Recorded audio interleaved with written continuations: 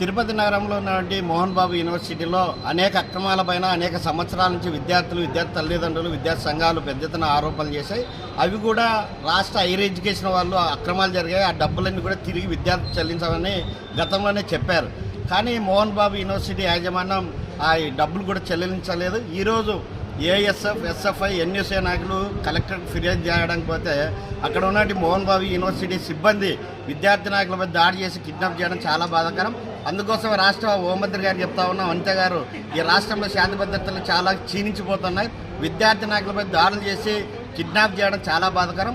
ఇప్పటికే అక్రమాలకు పాల్పడినట్టు మోహన్ బాబుని అరెస్ట్ చేయడం, అదేవిధంగా అధిక ఫీజు అన్నీ కూడా విద్యార్థులు చెల్లించాలి, నిబంధనలు పాటించకుండా ఇష్టారాజ్యంగా వివరిస్తూ రాష్ట్ర ప్రభుత్వాన్ని ఒకవైపు మోసం చేస్తూ విద్యార్థుల తల్లిదండ్రుల నుంచి విద్యార్థుల నుంచి ఫీజులు అధిక వసూలు చేసినటువంటి యాజమాన్యం పైన ఎందుకు చర్యలు తీసుకోలేదో తెలియపాల్సిన బాధ్యత ఉంది.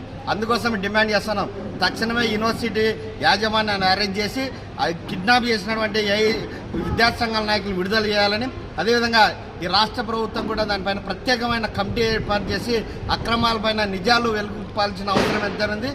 యాజమాన్యంపై చర్య తీసుకుంటే విద్యార్థులు, యువకులు, అదేవిధంగా ప్రజా సంఘాలు పెద్ద ఎత్తున ఉద్యమాలు సిద్ధమవుతాయని ఈ సందర్భంగా హెచ్చరిక ఇస్తా ఉన్నాం.